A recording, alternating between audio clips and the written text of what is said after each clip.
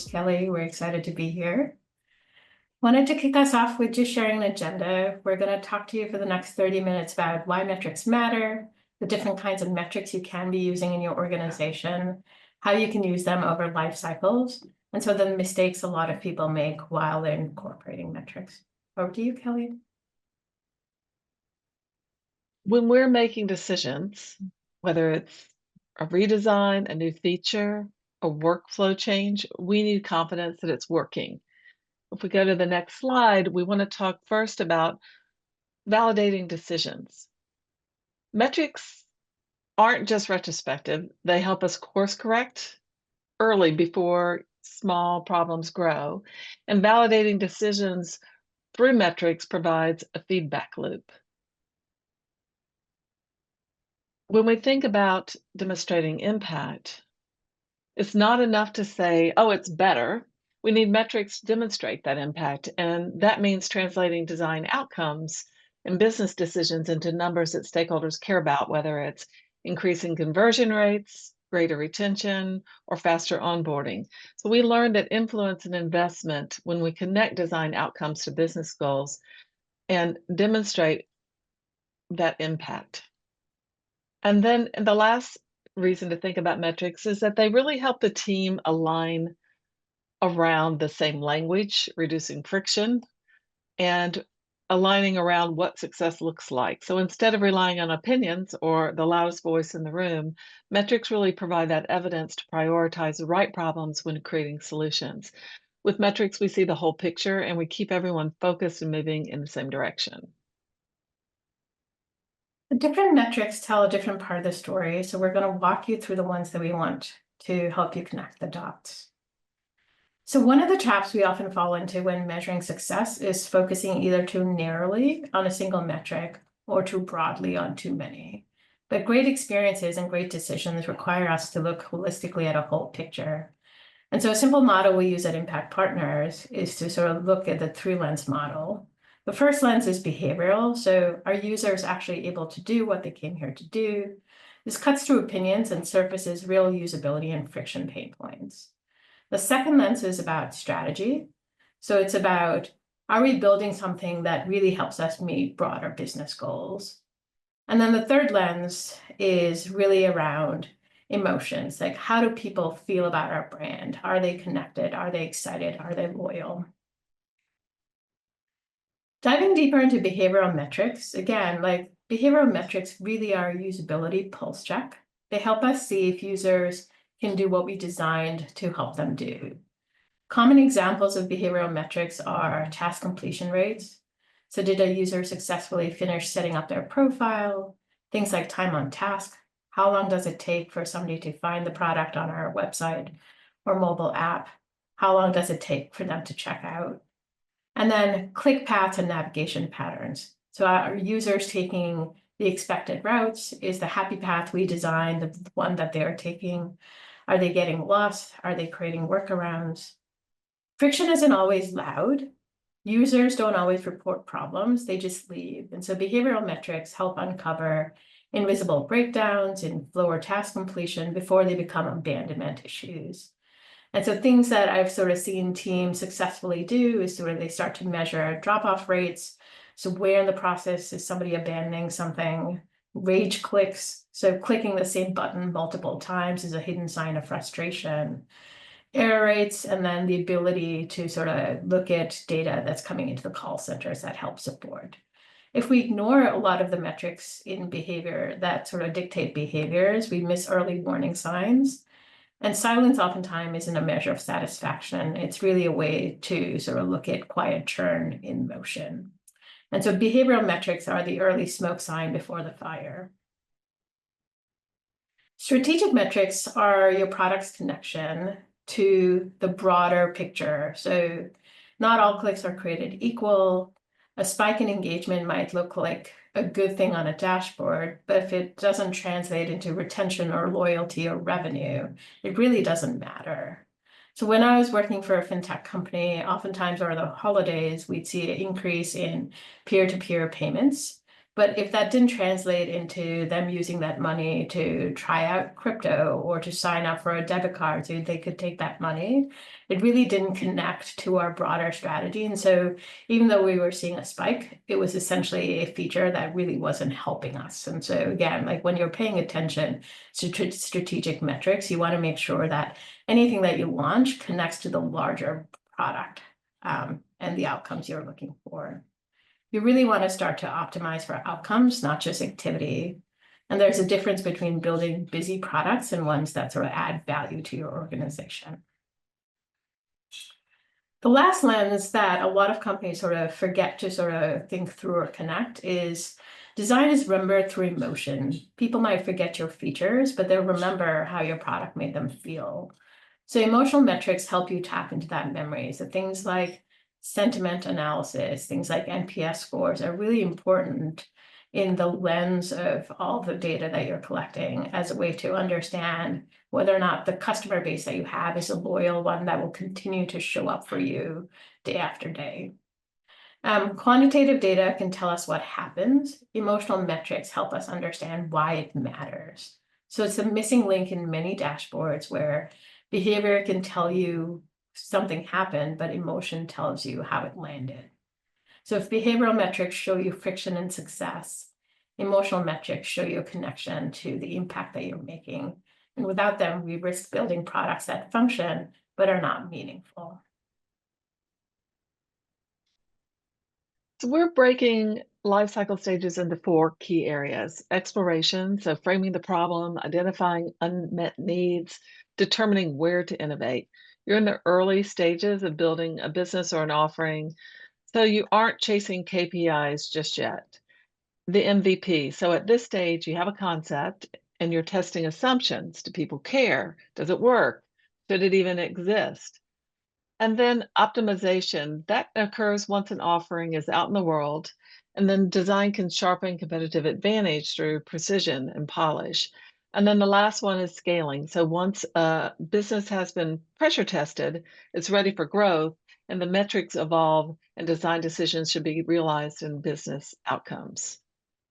And so let's look at each stage in more detail. Now, when we discuss metrics at each stage, we aren't saying that they only exist in one life cycle stage, but we are emphasizing where they play an important role.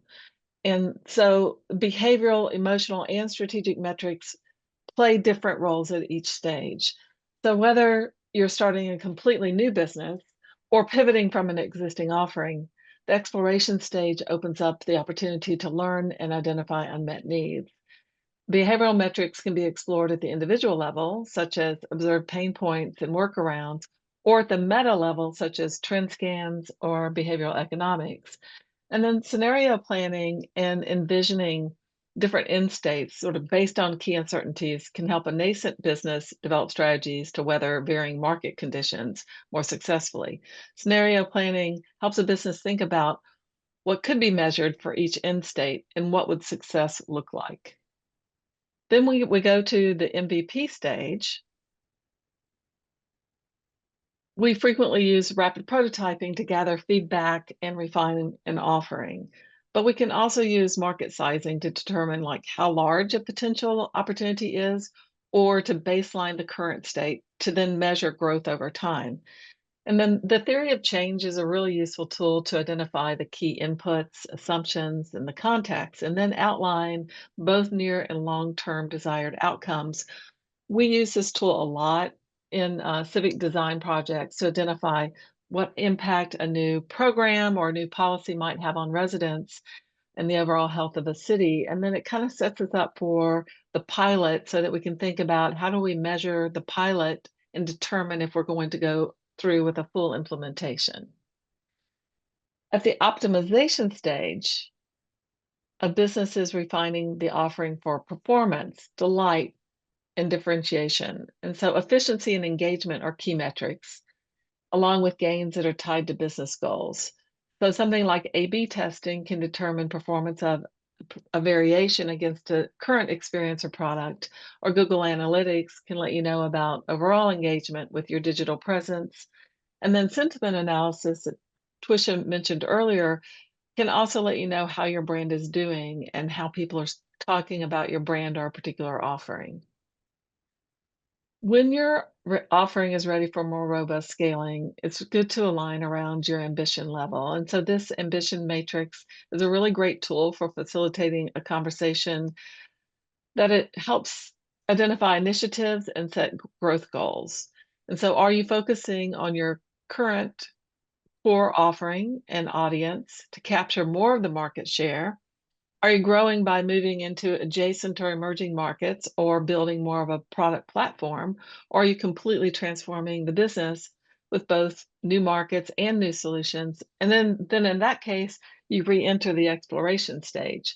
Now, I've worked on a few projects where the solutions were really great, but the organization wasn't truly aligned on the level of ambition. So either the CEO thought, well, these aren't as ambitious as I wanted them to be, or the marketing department or sales says, "Oh, you know what? We really can't go into that area for, different reasons." So really setting that ambition very clearly on the front end, and then when you're coming up with solutions and then thinking about how you measure whether you've achieved the ambition that you want to achieve is really critically important.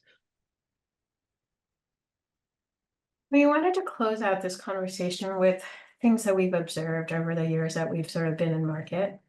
We're calling this the five deadly sins of metrics.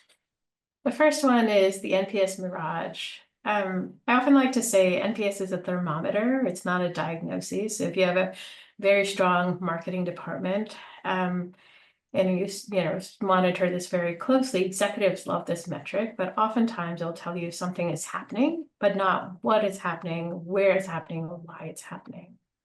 So high score can lull teams into false confidence. You might celebrate success when you want something new, and people are excited and you see a lot of active engagement. But oftentimes, like, you will not be able to know, like, if something's broken. So again, that's where you start to pair it with behavioral metrics. A low score, on the other hand, is a red flag, but without content, it's just noise. So again, like, you can know that people are unhappy, but you don't know why they're unhappy or what they're unhappy with. So pairing them with other, qualitative metrics is really important. And so again, I often like to remind people, like, great teams use NPS as a spark, not a verdict, and they sort of pair it with emotional metrics and journey mapping to get the whole picture.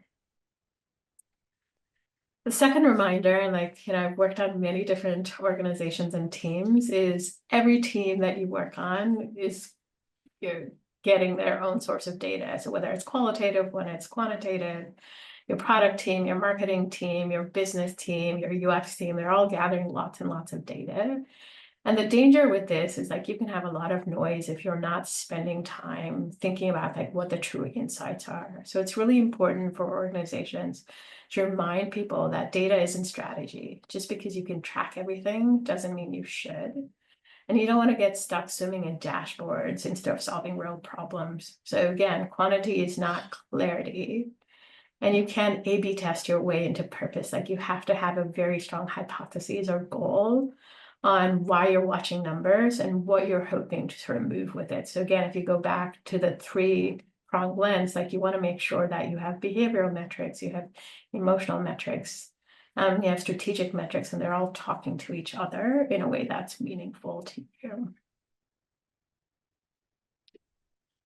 The third point I'd like to sort of point out is oftentimes we get lost in this say-do chasm. So, like, if you spend a lot of times in your team that's lucky and spends a lot of time with users, you want to make sure that if you're gathering data via interviews or focus groups or surveys for things that are launching or things that are going to launch, a lot of people will tell you something's important. So I was reading an article where they talked about Netflix, where every time they were looking for opinions on what they should be launching, they kept saying, like, we want to have offline downloads. And so Netflix in 2014 launched an offline download because they said, like, hey, when there's no Wi-Fi, we want to watch on planes, we want to watch on, like, late at night when we don't have access to services, when we're in places we don't want to be at. But when they looked at the data, it told a very different story. Like they weren't able to go in and launch a paid program around it because what people said and what they did was completely different. And so again, like you don't want to catch people, you don't want to sort of blame users and say you're lying, but you want to understand their context. Like why are they saying what they're saying if they have very strong reactions, both positive and negative to something? Surveys can tell you sentiment, and then behaviors can sort of help you tell priority. So it's important to sort of pair both of those things together. And again, like if you have a great learning plan, that sort of helps you understand what your hypothesis is, and you're constantly triangulating to understand what data is important to you. The fourth point we want to talk about is the usability tunnel. So again, just because you can complete a task doesn't mean they want to return. Like we've all used tools that worked, but didn't spark loyalty or connection. Like a couple examples that come to mind for me are back in the day, Google launched Google Reader as a way for you to sort of gather news articles through an RSS feed. And 3 years later, they had to sort of shut that down, mostly because people were using tools like Twitter or tools like Facebook, because they had a lot more loyalty and engagement and network effects, so that people had an emotional connection to those tools versus the Google RSS feed. Another one that came to mind was Foursquare, which is a tool that you could use in America where you could check in, and like it was initially super popular. It scaled very, very quickly, but over time, people just didn't find it engagement because, there's only so many times you want a notification that says like you checked into a place that you checked into. So again, just because something is easy to use doesn't mean that people will continue to use it. And overemphasis on usability risks designing soulless interaction. So again, you should aim for things that are usable, but also things that are unforgettable. And so, like I would ask you to sort of think about brands that you repeatedly use and why you use them. And then the last fallacy that I've seen, this often happens when you're launching something that's new, or that's changing something that's been in the market for a while. Is people go in and make decisions based off of data that they're gathering the first week or the first month. And I often tell teams that it's important to remind yourself, your teams, and your executives that every time you ask somebody to change a habit, if you've gone in and done your due diligence and have a strong hypothesis, you have to give it time. Like every redesign improves usability, and you're planning for the long term so you can sort of build a better foundation. And pushback in the initial stages doesn't mean you did it wrong. It just could mean that people are adjusting. Like think of it as a muscle. Like, we all say we want to eat healthy, but we still go into restaurants and sort of order, fries. And so again, like habits are hard to break. And when you are asking users to change habits, it's important to also give them time to adjust to it. So design maturity includes patience, and we must give time. And sort of gather, again, longitudinal signals, not just day one reactions. Yeah. And that's all we had. I think we ended it early, Kelly.